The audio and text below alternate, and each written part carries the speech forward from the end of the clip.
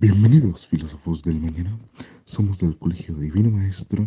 Este video fue realizado por Itzrosa, John Obando, John Romero, Catherine Ruiz.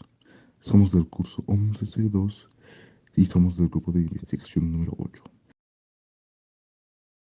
Hoy les hablaremos del filósofo Aristóteles y su metafísica, su biografía, mapas geográficos de la vida del filósofo, sus anécdotas, pensamientos filosóficos y algunas obras principales.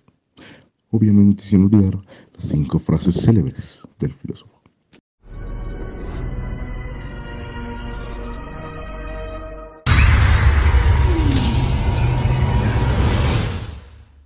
Aristóteles fue un filósofo político científico, el cual considerado junto a Platón eran los padres de la filosofía occidental. Aristóteles nació en Estágira, colonia griega de la Calcidia, en el año 384 a.C. En el seno de una familia acomodada, el padre de Aristóteles era un prestigioso médico, cuyo nombre era Nicómaco, quien trabajaba como médico para el rey de Macedonia, Amitas III. Su madre Pestis era originaria de Calcis, en la isla de Eubea. Ambos residieron en Pella. Al morir su padre, se hizo cargo de él su tutor Próxeno de Atarneo, que envió a Aristóteles a sus 17 años a Atenas, por entonces un importante centro cultural del mundo griego, para que estudiase en la Academia de Platón, en la cual permanecería durante 20 años, a pesar de algunas anécdotas que aún hacen eco de un supuesto enfrentamiento entre Platón y Aristóteles.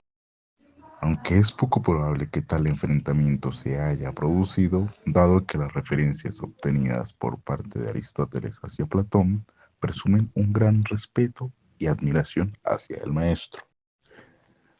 Pese a las discrepancias teóricas que conllevaron a su separación doctrinal, continuando con la vida de Aristóteles, hasta donde se tiene conocimiento, Aristóteles atravesó por una fase profundamente platónica, antes de desarrollar sus propias concepciones filosóficas, asumiendo como propias, por ejemplo, la teoría de las ideas de Platón, antes de haber procedido en su crítica, como claramente se ubica en su manifiesto, el diálogo aristotélico Ética Eudemia. Esta obra se centra en la ética, siendo una de las fuentes principales disponibles para el estudio de la ética aristotélica, en conjunto con la ética nicomaquea y la Magna Moralia. En la muerte de Platón en el año 347 a.C., es Peusipo, sobrino de Platón, el que se hace cargo de la Academia de Atenas, bien por designación directa de este o bien por designación de sus condiscípulos, imprimiendo un pensamiento de carácter místico o religioso a las actividades de la Academia, lo cual no fue del agrado de Aristóteles, quien abandonó la Academia de Atenas y luego viajó a Atarneo y a Aso en Asia Menor, donde vivió aproximadamente 6 años bajo la protección de su amigo, antiguo compañero de la Academia, Hermías, quien era gobernador de la ciudad. Cuando Hermías fue asesinado, Aristóteles viajó a la ciudad de Mitilene en la isla de Lesbos, donde permaneció 2 años. Ahí continuó con sus investigaciones, junto a Teofrasto, nativo de Lesbos, enfocándose en la zoología y la biología marina. Luego se casó con Pitias de Aso, la sobrina de Hermías, con quien tuvo una hija del mismo nombre. En el año 343 a.C., el rey Filipo II de Macedonia convocó a Aristóteles para que fuese tutor de su hijo de 13 años, quien más tarde sería conocido como Alejandro Magno. Luego viajó a Pella. Enseñó a Alejandro aproximadamente durante 2 años hasta que inició su carrera militar. En el año 335 a.C., Aristóteles regresó a Atenas y fundó su propia escuela, el Liceo, llamado así por estar situado dentro del recinto dedicado al dios Apolo Licio. A diferencia de la academia, el liceo no era una escuela privada y muchas de sus clases eran públicas y gratuitas. A lo largo de su vida, Aristóteles reunió una vasta biblioteca. Seguidores e investigadores, conocidos como los peripatéticos o itinerantes, llamados así por la costumbre, que tenían de discutir caminando, según se decía que Aristóteles hacía esto para calmar sus dolores de estómago. ya que solía tambalearse constantemente mientras caminaba, lo cual lo calmaba. La mayoría de los trabajos de Aristóteles que se conservan son de este periodo, ya que muchos de los diálogos escritos solo han sobrevivido pequeños fragmentos. Según se cuenta, Aristóteles no veía razón para dejar que Atenas pecara dos veces contra la filosofía, haciendo alusión a la condena de Sócrates. Aristóteles dejó Atenas y se estableció en Calcis, en la isla de Eubea, donde murió extrañamente al año siguiente, a la edad aproximada de 61 o 62 años, en el año 322 a.C., y su testamento fue conservado por Diógenes Laercio. ¡Fue horrible! ¡Horrible! Pensamiento filosófico. La metafísica es una rama de la filosofía, la cual es una ciencia filosófica con rigor lógico y teórico. El estudio de la metafísica se remonta a la obra de Aristóteles del mismo nombre. Sin embargo, Aristóteles nunca llegó a usar este nombre a esta disciplina. El mismo Aristóteles le llamaba la primera filosofía. En su obra Aristóteles da diversas definiciones de las cuales podemos resaltar dos. La metafísica es el estudio de las causas y los principios últimos. Esto quiere decir que la metafísica se encarga del estudio de las causas y los orígenes de todas las cosas. Quizás han tenido la experiencia de conversar con un niño el cual les pregunta ¿por qué? Y cuando ustedes le responden, les vuelve a preguntar lo mismo a pesar de su conciencia infantil. El niño está haciéndose una pregunta metafísica, ya que se está preguntando por las causas últimas. Sin embargo, hay una definición más precisa por parte de Aristóteles, la cual menciona que la metafísica es el estudio del ente en cuanto ente y todo lo que le corresponde. El ente es algo que existe. Cualquier cosa que exista, mientras exista decimos que es un ente. La metafísica estudia la misma realidad que la física y las otras ciencias, pero su diferencia se ubica en el punto de vista y la forma en que la metafísica y las otras ciencias observan su objeto de estudio. Como primer grado de abstracción podemos decir que la biología estudia a los seres vivos en tanto estos estén vivos, y aquellas que no estén vivas no son objeto de la biología. Ahora podemos hablar de un segundo grado de abstracción, como por ejemplo, la matemática, la cual estudia a los seres y cosas no por su materialidad, sino por su cantidad, y si algo no se puede contar pues es algo que no le interesa a la matemática. Ahora pasaremos a un tercer grado de abstracción, el cual es la metafísica. Si a la biología le interesan los seres en tanto estén vivos y a la matemática en tanto se puedan contar, a la metafísica le interesa en tanto éste exista.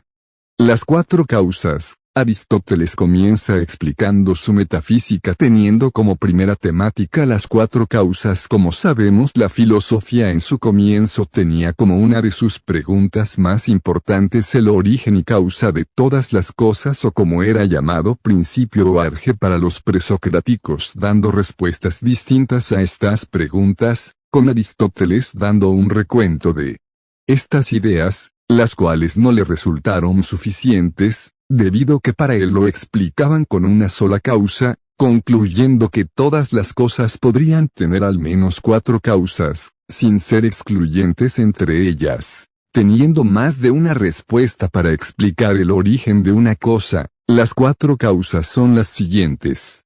Causa material. Explica el origen de una cosa a través de su composición física o de su materia, abordada por los presocráticos jonios, los cuales pensaban que la realidad tenía una explicación material. Estando Aristóteles de acuerdo con esto, sin embargo, piensa que esto no es suficiente para explicar la realidad. Por ejemplo, como explica Aristóteles, una escultura tiene que estar hecha de algo como madera, mármol, etc. Causa formal es el reflejo intelectual o conceptual a partir del cual se refleja o se hace una cosa, tal como defendía Platón con su mundo de las ideas, diciendo que todas las cosas están basadas en una idea pura del mundo de las formas, el hombre basado en la idea pura de hombre. Por ejemplo, una escultura está basada en la idea o plano, que tiene en la cabeza el escultor explicando. Con estas dos primeras causas, ¿cómo es la cosa en este momento, sin hablar de su origen, propósito, pasado y futuro? Causa eficiente, no es más que un motor o agente que mueve o genera la cosa de que se habla. Esta causa es explicada por los pluralistas, por medio del amor y el odio, el entendimiento y el nous, por ejemplo, el escultor que talla o da forma a la escultura. Causa final, según Aristóteles, esta causa no fue tratada por nadie antes que él, no es más que la finalidad o el objetivo por el cual una cosa existe o fue generada, por ejemplo, la razón por la cual fue hecha la escultura. El acto y la potencia para Aristóteles, una explicación del ser y no ser, es a través del cambio, movimiento y acción, resumido en tres conceptos fundamentales. Acto, el cual es la cosa que se nos presenta tal cual realizada, por ejemplo, vemos un árbol en el momento y decimos que está en acto o está realizado. Potencia es la capacidad que tiene un objeto de cambiar, por ejemplo, vemos un árbol y decimos que tiene la potencia de convertirse en leña, luego de talarlo. Privación, es la incapacidad de ser o de cambiar, por ejemplo, vemos un árbol y decimos que no puede convertirse en mármol. Podemos relacionar el acto y la potencia con las cuatro causas, diciendo que la causa material tiene relación con la potencia. Al esculpir la madera, puede tener muchas formas, y la causa formal con el acto, el escultor esculpiendo la madera, actualizando su forma. La sustancia es lo que permanece al cambio o lo que es la cosa en sí mismo. Por ejemplo, el martillo realiza la acción de martillar, siendo esta la sustancia que hace que sea un martillo. Aristóteles complementa la sustancia a través de dos conceptos. Accidente, es lo que se predica de la sustancia y que no necesariamente hace que la cosa sea lo que es, por ejemplo, los colores de un martillo. Cambio sustancial, es la afectación o el cambio de la sustancia de lo que es la cosa, por ejemplo, fundir el martillo cambiando su forma, dejando de realizar la acción de martillar. La esencia, otra forma de entender la sustancia es a través de la esencia, que significa lo que es. Otros conceptos para comprender la sustancia son, la definición a través de un género y un género específico, y conjunción entre materia y forma.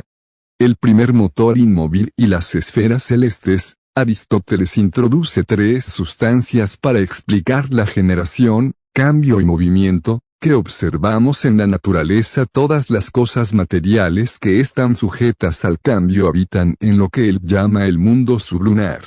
Aristóteles explica el origen del cambio en el mundo supralunar habitado por las estrellas celestes, hechas de un material distinto a los cuatro elementos, llamado éter, que es material pero no se corrompe, son eternos y no están sujetos al cambio.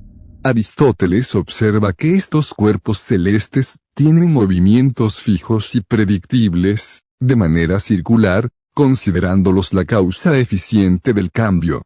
Aristóteles introduce un tercer tipo de sustancia, para explicar el movimiento de los cuerpos celestes, conocida como primer motor o motor inmóvil, siendo la entidad que mueve sin ser movido, es acto puro, eterno y sin potencia ni materia, siendo una entidad intelectual que piensa en sí mismo, sin ser creador, siendo eterno. Frases filosóficas. El aprendizaje no es un juego de niños, no podemos aprender sin equivocarnos. Es decir, los mayores aprendizajes se logran, generalmente, de las cosas con mayor dificultad. Cuento, como más valiente al que supera sus deseos, que al que supera a sus enemigos. Es decir, la vida no se trata de competir con otras personas, sino de competir con uno mismo, forzándose a alcanzar aquellos objetivos personales deseados. Lo que con mucho trabajo se adquiere, más se ama. Es decir, que aquello que más tiempo y esfuerzo requiera, de sí mismo, más refleja el esfuerzo y tiempo que tomo adquirirlo, lo cual le da más valor personal a X objeto o propósito. Solo hay felicidad donde hay virtud y esfuerzo serio, pues la vida no es un juego. Es decir que si no tomamos en serio el gran reto que es la vida no nos esforzaremos en progresar, por lo tanto nos estancaremos en punto del cual sería complejo superar. El ignorante afirma, el sabio duda y reflexiona. Es decir, el ignorante oculta, valga la redundancia, su ignorancia en tanto, que el sabio se encuentra en la reflexión y en cuestionarse las cosas. Hemos llegado al final del video, recuerda darle me gusta y suscribirte. Hasta la próxima.